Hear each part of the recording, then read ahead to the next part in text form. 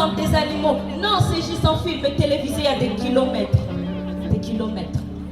Oui, contraint de vivre toujours une nouvelle situation désastreuse pour nous mettre à jour et nous rappeler qu'on vit un enfer masqué depuis toujours. Oui, combien de morts il nous faudra encore enregistrer pour comprendre que ça ne va pas. Nos colères, nos souffrances, nos douleurs sont des 48 heures, tout au plus renouvelables par une autre situation plus tragique, car l'humanisme est remplacé par la supériorité numérique, parce que l'envie de faire plus de vues sur des réseaux sociaux nous intéresse plus que l'importance de nos vies ou la survie de notre patrie. Et le reste du monde s'en méfie et reste insensible à nos cris. La communauté internationale qui se rend complice du malheur de ces milliers de familles déchirées, de ces enfants dont l'avenir est hypothéqué, de ces graves violations de droits de l'homme qui ne cessent de s'observer.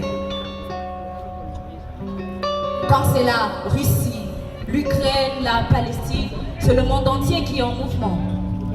Mais quand c'est Beni, Rutshuru, Bunagana, Kishiche, bref, quand c'est le Congo, en CT, le droit international humanitaire s'applique-t-il à géométrie variable désormais? Mais à quoi? À quoi servent toutes ces conventions de Genève, ces protocoles additionnels, ces lois sur la protection de la population civile ou des déplacés de guerre? La vie est-elle sacrée? Au contraire, elle n'est ni sucrée ni salée. Enfin, ici, elle n'a plus de goût. Elle perd tout son sens.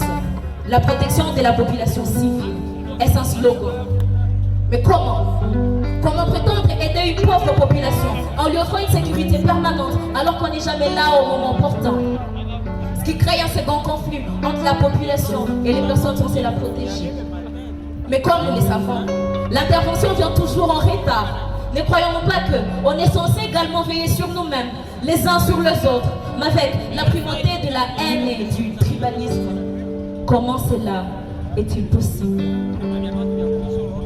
Si le but de l'ennemi est de nous tuer et qu'on décide de s'entretuer, alors on lui rend service. Alors, guérissons le Congo de la souffrance de ces mots. Guérissons le Congo, préservons son avenir. La paix n'est pas qu'une affaire d'autorité, mais de tous. Alors, agissons tous dans la mesure de nos capacités. Agissons tous là où on a le pouvoir de changer les choses. Si le but de l'ennemi est de nous tuer et qu'on décide de s'entretuer, alors on leur rend service. On est appelé à être unis, plus qu'avant, à aimer ce pays, cette patrie, à être de vrais, de véritables patriotes, de voisins de tout. Le Congo doit rester un et indivisible, un peuple, une nation. Alors répondons au devoir de mémoire de ces millions de compatriotes qui nous ont quittés. Chères autorités, répondez au devoir, celui de servir et de protéger le peuple. Je vous remercie.